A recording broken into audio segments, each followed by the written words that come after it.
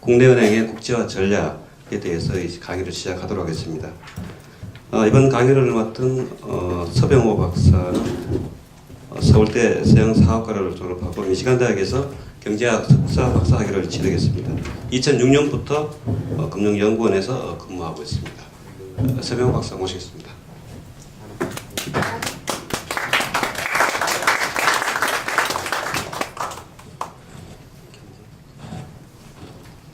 예, 안녕하십니까. 한국금융연구원에서 금융회사 경영연구실에 다니고 있는 서병호라고 합니다. 만나서 반갑습니다. 오늘 국내은행 국제화 전략에 대해서 1시간 동안 얘기하기로 되어 있었는데 사정상 최대한 줄여가지고 30분 안으로 늦어도 30분 하도록 하겠습니다.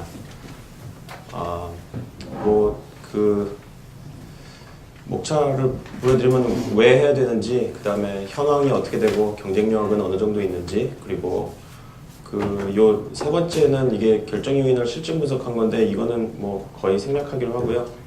그래서 국내은행 국제화를 어떻게 해야 되는지에 대해서 말씀드리도록 하겠습니다.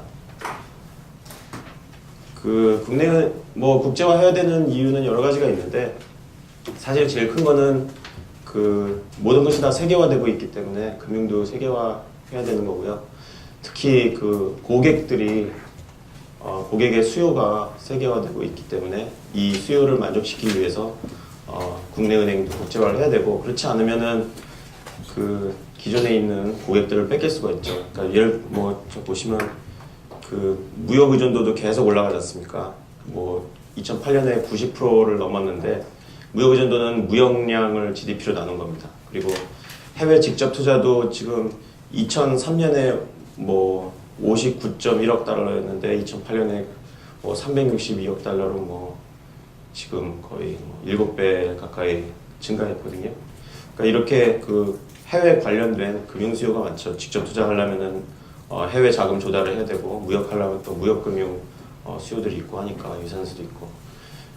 그리고 또 요새 새로 생긴 현상이 또 국내로 이주하는 노동자들도 많고, 그래서 우리나라 자체도 굉장히 이렇게 한국 사람만 사는 게 아니라 우리나라에도 다양한 국적의 사람들이 살고, 그리고 또 우리나라 사람들도 해외로 많이 나가고요. 매년 20만 명 정도의 학생들이 해외로 나가고, 이렇게 해외와 외국과의 거래가 많기 때문에 그런 거래와 관련된 수요를 만족시켜주기 위해서는 은행이 국제화되어야 되고, 그렇지 않으면 고객을 뺏기기 때문입니다. 그리고 두 번째 이유는 아무래도 국내 경제의 대외적 취약성을 극복하는 측면인데요. 이게 이번 글로벌 금융위기를 통해서 이런 중요성이 다시 한번 강조가 됐죠. 왜냐면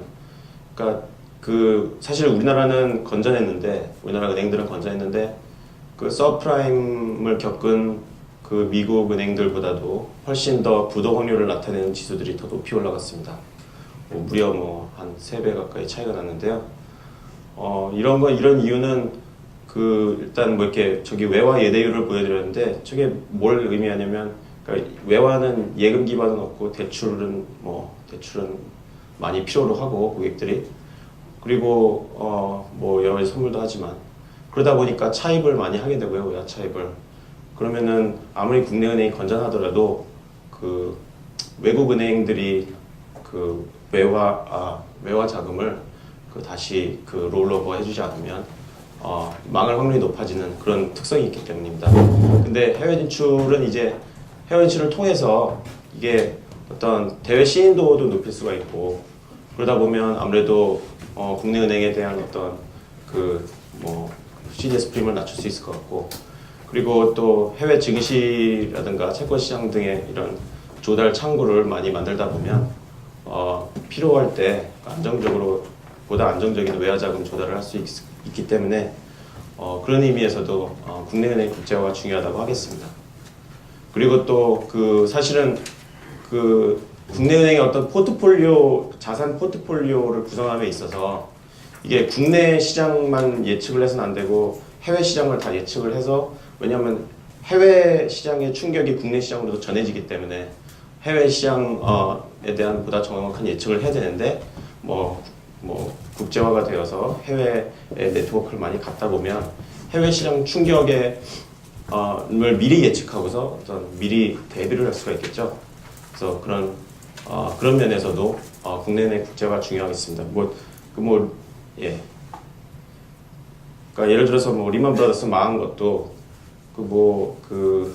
월가에서는 뭐 한참 전에 알았다는데 우리나라는 뭐 아주 근처서야 겨우 알았거든요. 그러니까 그런 어떤 정보력 같은 그런 것들이 개선될 수 있을 것 같습니다.